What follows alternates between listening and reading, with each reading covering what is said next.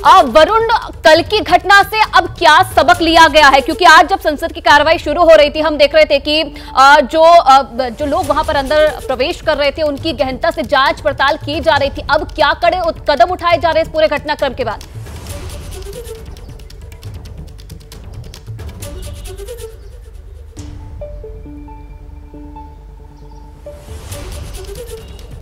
वरुण, क्या आप तक आवाज पहुंच पा रही है?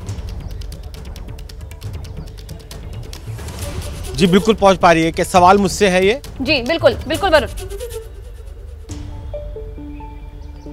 देखिए, बिल्कुल कहीं ना कहीं सिक्योरिटी ब्रीच था, कहीं ना कहीं एक बेहद बड़ी लापरवाही थी और इसी के चलते जो पूरा सिक्योरिटी है उसको रिव्यू किया गया है और यही वजह है कि जो विजिटर गैलरी है उसको फिलहाल के लिए उस पर प्रतिबंध लगा दिया है। किसी को भी विजिटर गैलरी के लिए अलाउ नहीं किया जा रहा है। तो आप अंदाज़ा लगा सकते हैं, एक बड़ा सिक्योरिटी ब्रीच था और जो पूरी सिक्योरिटी है उसको जो हमारे सूत्र है वो बता रहे हैं कि उसको एक बार फिर से रिव्यू किया जा रहा है और आने वाले समय में कुछ बड़े कदम उठाए जा सकते हैं। जो पूरा प्रोसेस है उसके अंदर भी काफ़ी अमेंडमेंट्स किए जा सकते हैं। रही बात इन्वेस्टिगेशन की, तो पुलिस की अभी जांच जारी है।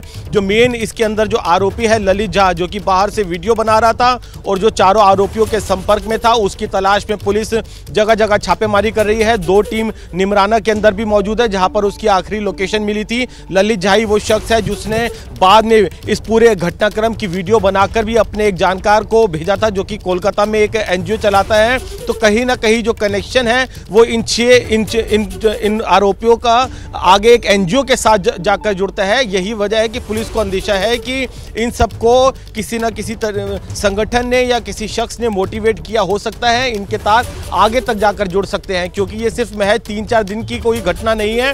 पूरी प्लानिंग चल रही थी, करीब 8-9 महीने से प्लानिंग चल रही थी। 1.5 साल से एक दूसरे को सभी आपस में जानते थे। भगत सिंह फैन क्लब के जरिए आपस में मिले थे और 9 महीने पहले जब चंडीगढ़ में मुलाकात हुई थी तब इन्होंने प्लानिंग करी थी और उसके लिए बाकायदा रैकी की थी। मनोरंजन, आप देखेंगे कि मार्च में जब संसद सत्र चल रहा था तब वो संसद के अंदर गया था मार्च में भी, तब उसने देखा था कि कहां पर किस तरह की चेकिंग होती है। उसके साथ का जो साथी है सागर शर्मा, जब वो जुलाई में दिल्ली आया था उसकी भी कोशिश थी कि वो पार्लियामेंट में जाए, लेकिन वो जा नहीं पाया था, उसने बाहर से ही रैकी की थी। तो बाकायदा एक पूरी प्लानिंग की गई थी पिछले 9 महीने से। और उसके बाद जो महाराष्ट्र का इनका साथी है अमोल, वो इन स्मोक कैंडल्स को लेकर आया था। इंडिया गेट पर इनकी मुलाकात होती है, स्मोक कैंडल को आपस में बांटा जाता है और उसके बाद फिर ये पार्लियामेंट पहुंचते हैं। तो एक बड़ी कॉन्स्पिरेसी थी, लेकिन इस कॉन्स्पिरेसी के तार किसी संगठन या आगे किसी और शख्स से जाकर भी जुड़ सकते हैं। यही वजह है कि पुलिस ललित झा की भी तलाश कर रही है, साथ ही जो एनजीओ से इनके जो जाकर तार जुड़ रहे हैं उसको भी खंगालने में जुटी है। जी, जिस एनजीओ से वरुण इनके तार जुड़ रहे हैं उसके बारे में क्या जानकारी है? और आप कह रहे हैं कि ये कोई भगत सिंह जैसा कोई ग्रुप था, एक बार उसको फिर से दोहराइएगा कि उसके तहत ये जुड़े थे। तो वो ग्रुप क्या करता है, किस क्षेत्र में काम करता है, इसके बारे में कोई जानकारी निकल के सामने है? ये क्या बैकग्राउंड क्या है इनका? देखिए, अब तक की जो पुलिस की जांच हुई है उसमें ये बात पता चली है कि ये एक भगत सिंह फैन क्लब, एक सोशल मीडिया पर पेज है, उसके जरिए जो सभी आरोपी है 6 के 6 आपस में संपर्क में आए थे। इनकी दोस्ती हुई, उसके बाद करीब 1.5 साल पहले इन सबकी मुलाकात मैसूर में हुई।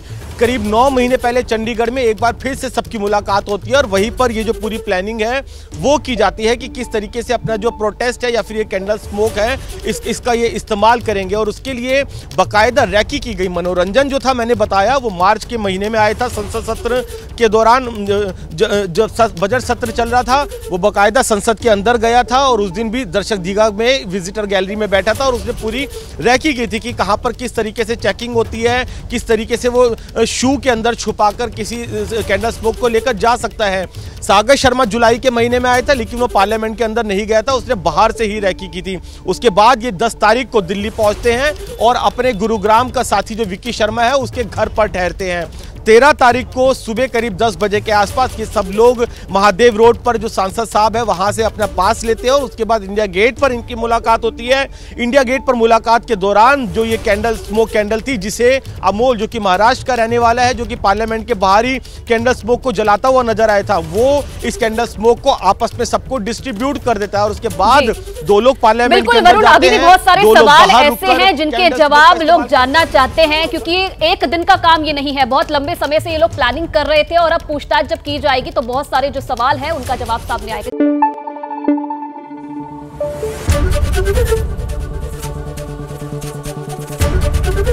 एबीपी न्यूज आपको रखे आगे।